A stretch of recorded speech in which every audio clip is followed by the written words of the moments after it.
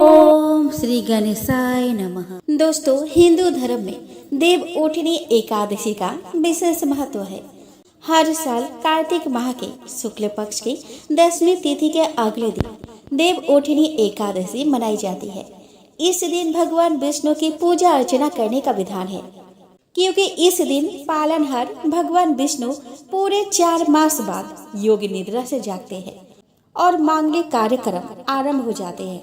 वही देवउठनी एकादशी को हरि प्रबोधनी एकादशी और देवोत्थान एकादशी के नाम से भी जाना जाता है। आपको बता दें कि इस साल देवउठनी एकादशी 12 नवंबर को मनाई जाएगी। दोस्तों, सनातन धर्म में देवउठनी एकादशी के दिन से ही मांगलिक कार्यक्रम शुरू होते हैं। साथ ही इस दिन भगवान विष्णु की पूजा करने से अक्षय फल की प्राप्ति होती है और जन्म जन्मांतर के पापों से मुक्ति मिलती है। दोस्तों, देवउठनी एकादशी के दिन सुबह जल्दी उठे, स्नान आदि से निवृत्त होकर स्वच्छ कपड़े धारण करें, घर के मंदिर को साफ करें, विष्णु जी की प्रतिमा के समक्ष दीपक जलाएं, विष्णु जी की विधि पूर्वक पूजा अर्चना करें। अगर संभव हो तो उपवास भी रखें। देवउठनी एकादशी के दिन शालिग्राम भगवान और माता तुलसी का विवाह आयोजित करें। तुलसी माता और शालिग्राम की विधिवत पूजा करें, विष्णु जी की आरती उतारें। शाम को तुलसी के पौधे के पास दीपक जलाएं, माँ तुलसी को चुनरी और श्रृंगार की सामग्री अर्पित करें, विष्णु को तुलसी दल अर्पित करें और उन्हें पीले रंग की मिठाई और फलों का भोग लगाएं। इस दिन माँ तुलसी, लक्ष्मी माता और विष्णु जी की पूजा अर्चना करना शुभ माना जाता है। पूजा में तुलसी जरूर शामिल करें। मान्यता है कि इसके बिना विष्णु जी भोग ग्रहण नहीं करते। आइए दोस्तों, अब हम श्रवण करें देवउठनी एकादशी की पावन व्रत कथा। एक समय भगवान नारायण से लक्ष्मी जी ने कहा कि हे नाथ, अब आप दिन रात जागा करते हैं और सोते हैं तो लाखों करोड़ वर्ष तक सो जाते हैं। उस समय समस्त चराचर का नाश भी कर डालते हैं।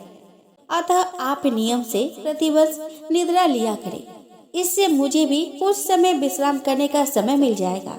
लक्ष्मी जी की बात सुनकर नारायण मुस्कुराए और बोले कि देवी, तुमने ठीक कहा है। मेरे जागने से सब देवों को और खासकर तुमको कष्ट होता है। तुम्हें मेरी सेवा से जरा भी अवकाश नहीं मिलता। इसीलिए तुम्हारे कथन अनुसार आज से मैं प्रतिवर्ष 4 मास वर्षा ऋतु में शरण किया करूँगा। उस समय तुमको और देवगणों को अवकाश होगा। मेरी यह निद्रा अल्प निद्रा और प्रलय कालीन महानिद्रा कहलाएगी। यह मेरी अल्प निद्रा मेरे भक्तों को परम मंगलकारी, उत्सवप्रद और पुण्य वर्धक होगी। इस काल में मेरे जो भी भक्त मेरे सृजन की भावना कर मेरी सेवा करेंगे और सृजन और उत्पादन के उत्सव आनंद पूर्वक आयोजित करेंगे, उनके घर मैं तुम्हारे सहित निवास करूंगा। आइए दोस्तों, अब हम प्रबोधनी एकादशी के दूसरी कथा का श्रवण करें। दोस्तों, एक राजा के राज्य में सभी लोग एकादशी का व्रत रखते थे। वहाँ की प्रजा, नौकर चाकरों से लेकर पशुओं तक को एकादशी के दिन अन्न नहीं दिया जाता था। एक दिन किसी दूसरे राज्य का एक व्यक्ति राजा के पास जाकर बोला कि महाराज, कृपया करके मुझे नौकरी पर रख ले। तब राजा ने उसके सामने एक शर्त रखी कि ठीक है, रख लेते हैं, लेकिन रोज तो तुम्हें खाने को सब कुछ मिलेगा, पर एकादशी के दिन तुमको अन्न नहीं मिलेगा। उस व्यक्ति ने उस समय हाँ कह ली, पर एकादशी के दिन जब उसे फलहार का सामान दिया गया तो वह राजा के सामने जाकर गिड़गिड़ाने लगा कि महाराज, इससे मेरा पेट नहीं भरेगा, मैं भूखा ही मर जाऊंगा, मुझे खाने के लिए अन्न दे दो। राजा ने उसे शर्त की बात याद दिलाई, लेकिन फिर भी वह अपनी बात पर अड़ा रहा और अन्न छोड़ने को राजी नहीं हुआ। तब राजा ने उसे आटा, दाल, चावल आदि दिए एवं उससे कहा कि इस अन्न को तुम मेरे राज्य के सीमा के अंदर नहीं पका सकते, क्योंकि मेरे राज्य में एकादशी के दिन चाहे मनुष्य हो या फिर पशु एकादशी के दिन अन्न ग्रहण नहीं करते। इसीलिए तुम्हें मेरे राज्य के सीमा से बाहर जाकर इसे पकाना है और खाना है। और हाँ, खाना पकने के बाद भगवान को भोग जरूर लगाना। वह व्यक्ति उस अन्न को लेकर राज्य के सीमा के बाहर एक नदी किनारे पहुंचा। एवं वहां स्नान कर भोजन पकाने लगा। जब भोजन बन गया तो वह भगवान को बुलाने लगा कि आओ भगवान, भोजन तैयार है। उसके बुलाने पर पीताम्बर धारण किए भगवान चतुर्भुज रूप में आ गए और प्रेम से उसके साथ भोजन करने लगे। भोजन आदि करके भगवान अंतर्ध्यान हो गए तथा वह अपने काम पर चला गया। 15 दिन बाद अगली एकादशी को वह राजा से कहने लगा कि महाराज, मुझे 2 गुना सामान दीजिए। उस दिन तो मैं भूखा ही रह गया। राजा ने कारण पूछा तो उसने बताया कि हमारे साथ भगवान भी खाते हैं, इसलिए हम दोनों के लिए ये सामान पूरा नहीं होता। यह सुनकर राजा को बड़ा आश्चर्य हुआ। वह बोला कि मैं नहीं मान सकता कि भगवान तुम्हारे साथ खाते हैं। मैं तो इतना व्रत रखता हूँ, पूजा करता हूँ, पर भगवान ने मुझे कभी दर्शन नहीं दिए। राजा की बात सुनकर वह बोला कि महाराज, यदि विश्वास ना हो तो साथ चलकर देख ले। राजा एक पेड़ के पीछे छिपकर बैठ गया। उस व्यक्ति ने हर रोज की तरह भोजन बनाया और भगवान को शाम तक पुकारता रहा, फिर भी भगवान न आए। अंत में उसने कहा कि हे भगवान, यदि आप नहीं आए तो मैं नदी में कूदकर प्राण त्याग दूंगा। फिर भी भगवान नहीं आए। तब वह प्राण त्यागने के उद्देश्य से नदी के तरफ बढ़ा। प्राण त्यागने का उसका दृढ़ इरादा जान शीघ्र ही भगवान ने प्रकट होकर उसे रोक दिया तथा साथ बैठकर भोजन करने लगे। खा पीकर वे उसे अपने विमान में बैठाकर अपने धाम ले गए। यह देख राजा ने सोचा कि व्रत उपवास से तब तक कोई फायदा नहीं होता जब तक मन शुद्ध ना हो। इससे राजा को ज्ञान मिला। वह भी मन में व्रत उपवास करने लगा और अंत में स्वर्ग को प्राप्त हुआ। आइए दोस्तों, अब हम देवउठनी एकादशी की तीसरी कथा का श्रवण करें। तो दोस्तों, इस कथा के अनुसार एक नगर में एक राजा था। उसके राज्य में सभी लोग बहुत सुखी थे। उस नगर में एकादशी को कोई भी अन्न नहीं बेचता और ना ही कोई अन्न पकाता था। सभी फलहार करते थे। एक बार भगवान ने राजा की परीक्षा लेनी चाहिए। भगवान ने एक सुंदरी का रूप धारण किया तथा सड़क पर बैठ गए। तभी राजा उधर से निकला और सुंदरी को देख चकित रह गया। उसने पूछा कि हे सुंदरी, तुम कौन हो और इस तरह यहाँ क्यों बैठी हो? तब सुंदर स्त्री बने भगवान बोले कि मैं निराश्रिता हूँ। नगर में मेरा कोई जाना पहचाना नहीं है, किससे सहायता मांगू? राजा उसके रूप पर मोहित हो गया था। वह बोला कि तुम मेरे महल में चलकर मेरी रानी बनकर रहो। सुंदरी बोली कि मैं तुम्हारी बात मानूंगी, पर तुम्हें राज्य का अधिकार मुझे सौंपना होगा। राज्य पर मेरा संपूर्ण अधिकार होगा। मैं जो भी बनाऊंगी तुम्हें खाना होगा। राजा उसके रूप पर मोहित था, अतः उसके सभी शर्तें स्वीकार कर ली। अगले दिन एकादशी थी। रानी ने हुक्म दिया कि बाजारों में अन्य दिनों की तरह अन्न बेचा जाए। उसने घर में मांस, मछली आदि पकवाए और परोसकर राजा से खाने के लिए कहा। यह देखकर राजा बोला कि रानी, आज एकादशी है, मैं तो केवल फलहार ही करूंगा। तब रानी ने शर्त की याद दिलाई और बोली कि या तो खाना खाओ, नहीं तो मैं बड़े राजकुमार का सिर काट दूंगी। राजा ने अपनी स्थिति बड़ी रानी से कही तो बड़ी रानी बोली कि महाराज, धर्म ना छोड़े, बड़े राजकुमार का सिर दे दे। पुत्र तो फिर मिल जाएगा, पर धर्म नहीं मिलेगा। इसी दौरान बड़ा राजकुमार खेल कर आ गया। माँ की आंखों में आंसू देखकर वह रोने का कारण पूछने लगा तो माँ ने उसे सारी बात बता दी।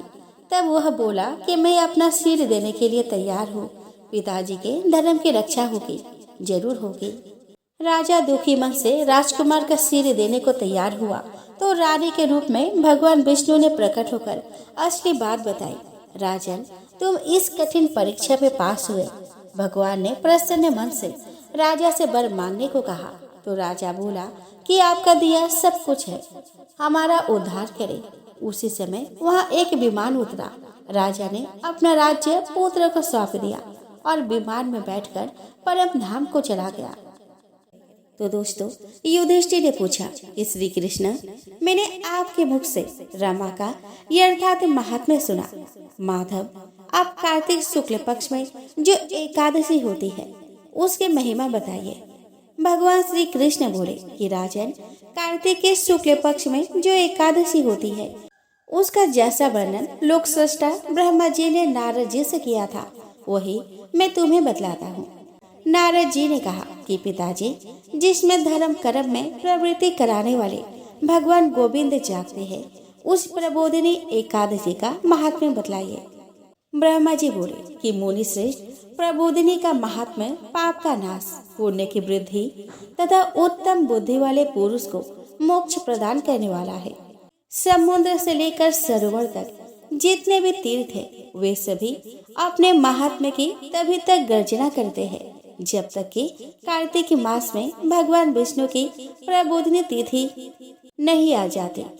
प्रबोधिनी एकादशी का एक ही उपवास कर लेने से मनुष्य 1000 अश्वमेध और 100 राजसूय यज्ञ का फल पा लेता है। बेटा, जो दुर्लभ है, जिसकी प्राप्ति असंभव है तथा जिस त्रिलोकी में किसी ने भी नहीं देखा है, ऐसी वस्तु के लिए भी याचना करने पर प्रबोधिनी एकादशी उसे देती है। भक्ति पूर्वक उपवास करने पर मनुष्य को हरिबोधिनी एकादशी ऐश्वर्य, संपत्ति, उत्तम बुद्धि, राज्य तथा सुख प्रदान करती है।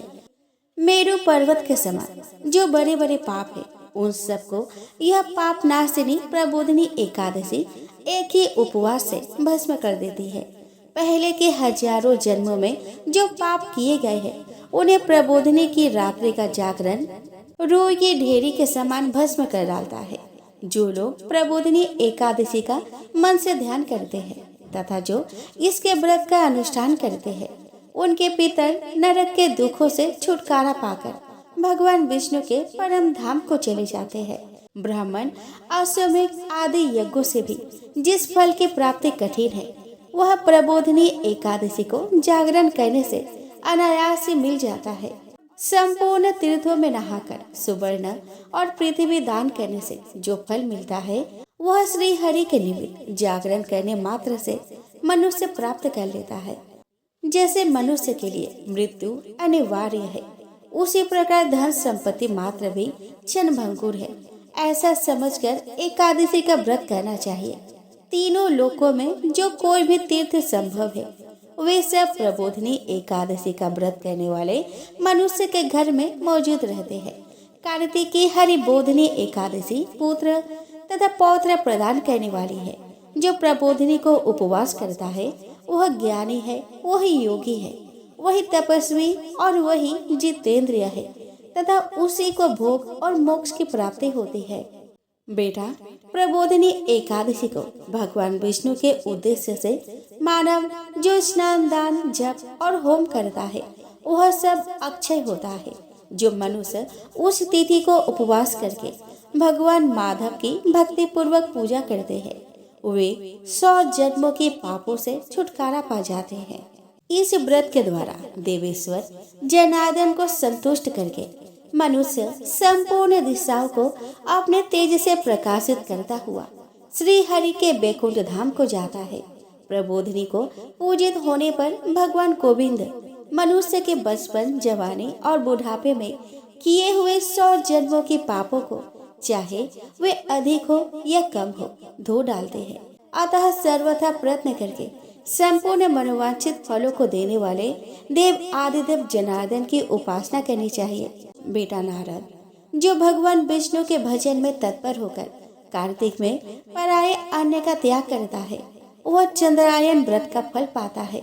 जो प्रतिदिन शास्त्रीय चर्चा से मनोरंजन करते हुए कार्तिक मास व्यतीत करता है, वह अपने संपूर्ण पापों को जला डालता और 10,000 यज्ञ का फल प्राप्त करता है। कार्तिक मास में शास्त्रीय कथा के कहने सुनने से भगवान मधुसूदन को जैसा संतोष होता है, वैसा उन्हें यज्ञ, दान अथवा जप आदि से नहीं होता। जो शुभ कर्म परायण पुरुष कार्तिक मास में एक या आधा श्लोक भी भगवान विष्णु की कथा बाँचते हैं, उन्हें 100 गोदान का फल मिलता है।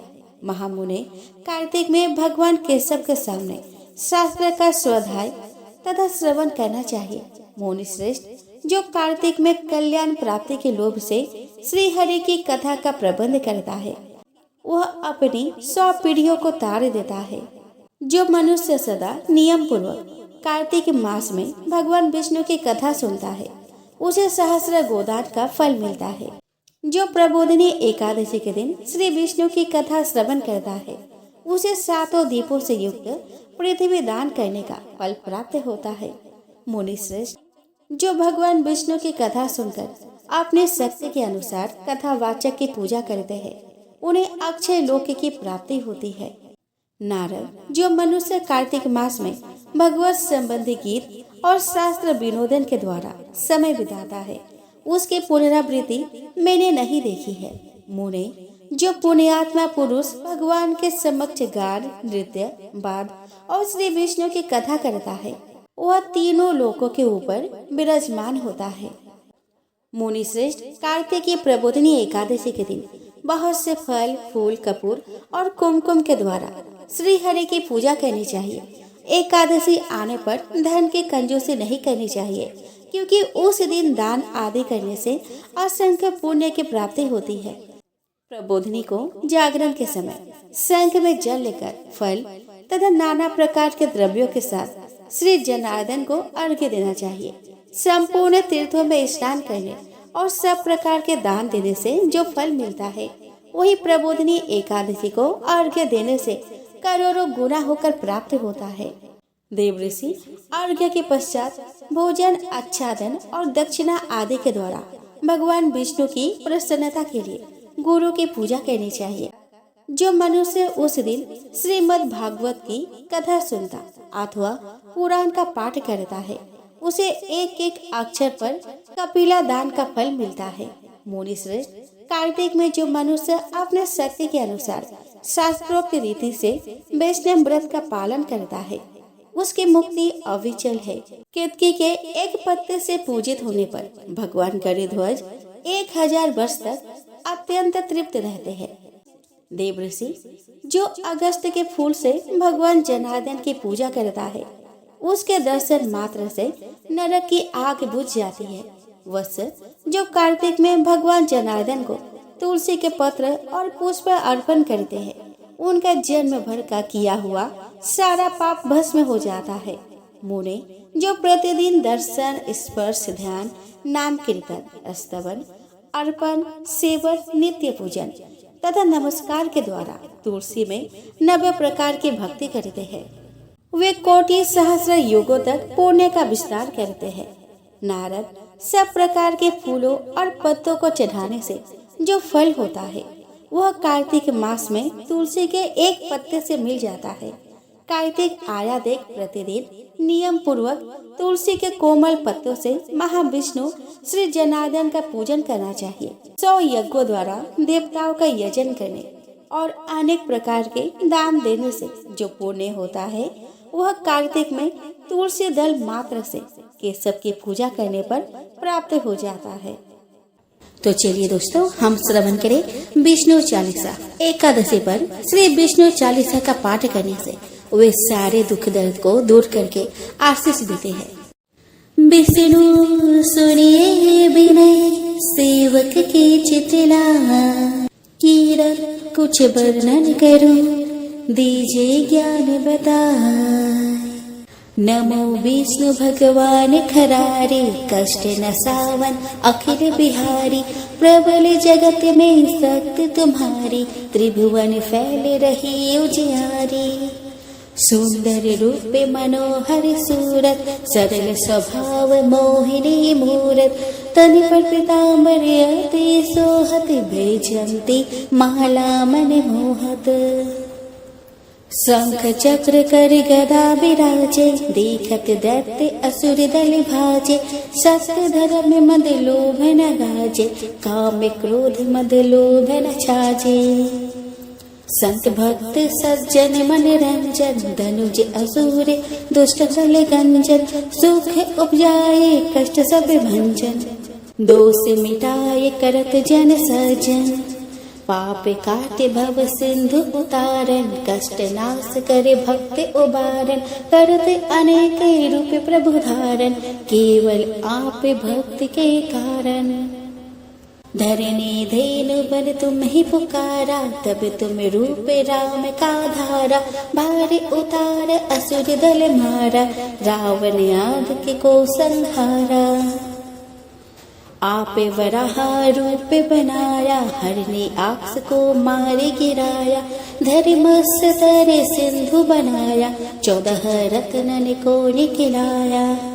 अमिलख असुरन द्वंद्व मचाया, रूप मोहिनी आप दिखाया। देवन को अमृत पान कराया, असुरन को छवि से बहलाया। कूर्म रूप धर सिंधु मझाया, मंद्राचल गिरि तुरत उठाया। शंकर का तुम फंद छुड़ाया, भस्मासुर को रूप दिखाया।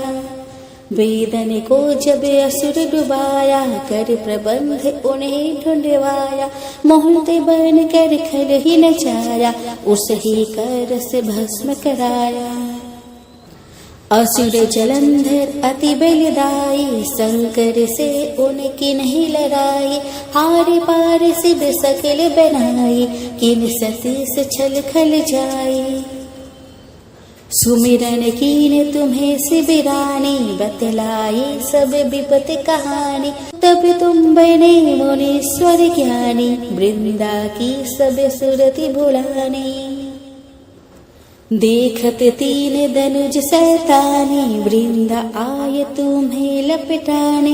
हो स्पर्श धर्म छति मानी, हना असुर उर शिव सैतानी। तुमने ध्रुव प्रहलाद उबारे, हिरण्यकुश आदि के खल मारे। गणिका और अजामिल तारे, बहुत भक्त भव सिंध उतारे। हरिहु सकल संताप हमारे, कृपा करहु हरि सिर जनहारे। देखहु मैं निज दर्श तुम्हारे, दिन बंधु भक्तन हितकारे। चाहता आप का सेवक दर्शन, करहु दया अपने मधुसूदन। जानू नहीं युग जप पूजन, होवे यज्ञ स्तुति अनुमोदन। शील दया संतोष सुलक्षण, विधि नहीं व्रत बुध विलक्षण। करहु आप का किस विधि पूजन, कुमति बिलो के होत दुख भीषण। करहु प्रणाम कौन विधि सुमिरन, कौन भांति में करहु समर्पण। सूर्य मोनि कर सदा सबकाई, हर्षित रहते परम गति पाई। दीन दुखिन पर सदा सहाई, नीच जन जान लेवे अपनाई। पाप दोष संताप न जावो, भव बंधन से मुक्त करावो। सुख संपत्ति दे सुख उपजाओ, निज चरणन का दास बनाओ। निगम सदा ये विनय सुनावे, पढ़े सुने सो जन सुख पावे। एकादशी माता की आरती। तो प्रेम से बोले, एकादशी माता की जय हो। ओम जय एकादशी माता, विष्णु पूजा व्रत को धारण कर सकते मुक्ति पाता। ओम जय एकादशी माता, विष्णु पूजा व्रत को धारण कर सकते मुक्ति पाता। तेरे नाम गिनाऊं देवी, भक्ति प्रदान करने। घन गौरव की देनी माता, शास्त्रों में वर्णी। ओम जय एकादशी माता, विष्णु पूजा व्रत को धारण कर सकते मुक्ति पाता। ओम जय एकादशी माता, विष्णु पूजा व्रत को धारण कर सकते मुक्ति पाता। मार्गशीर्ष के कृष्ण पक्ष की उत्पन्ना, विश्वता निजरमी। शुक्ल पक्ष में हुई मोक्षदा, मुक्तिदाता भराई। ओम जय एकादशी माता, विष्णु पूजा व्रत को धारण कर सकती मुक्ति पाता। ओम जय एकादशी माता, विष्णु पूजा व्रत को धारण कर सकती मुक्ति पाता। पौष के कृष्ण पक्ष की सफला नामक है, शुक्ल पक्ष में हुए पुत्रदा आनंद अधिक रहे। ओम जय एकादशी माता। विष्णु पूजा व्रत को धारण कर शक्ति मुक्ति पाता। ओम जय एकादशी माता। विष्णु पूजा व्रत को धारण कर शक्ति मुक्ति पाता। नाम शक्तिला माघ मास में कृष्ण पक्ष आवे। शुक्ल पक्ष में जया कहावे, विजय सदा पावे। ओम जय एकादशी माता। विष्णु पूजा व्रत को धारण कर शक्ति मुक्ति पाता। ओम जय एकादशी माता। विष्णु पूजा व्रत को धारण कर शक्ति मुक्ति पाता। विजय फागुन कृष्ण पक्ष में शुक्लाम्ल की। पाप मोचनी कृष्ण पक्ष में चैत्र महाबल की। ओम जय एकादशी माता। विष्णु पूजा व्रत को धारण कर शक्ति मुक्ति पाता। ओम जय एकादशी माता। विष्णु पूजा व्रत को धारण कर शक्ति मुक्ति पाता। चैत्र शुक्ल में नाम कामदा धन देने वाली। नाम बरथुनी कृष्ण पक्ष में बैसाख महावाली। ओम जय एकादशी माता। विष्णु पूजा व्रत को धारण कर शक्ति मुक्ति पाता। ओम जय एकादशी माता। विष्णु पूजा व्रत को धारण कर शक्ति मुक्ति पाता। शुक्ल पक्ष में होए मोहिनी अपराजष्ण कृष्ण पक्षी। नाम निर्जला सब सुख करने शुक्ल पक्ष राखी।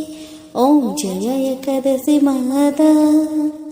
विष्णु पूजा व्रत को धारण कर शक्ति मुक्ति पाता। योगिनी नाम आषाढ़ में जानो कृष्ण पक्ष करने। देव शयने राम कहायो शुक्ल पक्ष धरने। ओम जय एकादशी माता। विष्णु पूजा व्रत को धारण कर शक्ति मुक्ति पाता। ओम जय एकादशी माता। विष्णु पूजा व्रत को धारण कर शक्ति मुक्ति पाता। कामिका श्रावण मास में आवे कृष्ण पक्ष कहिए।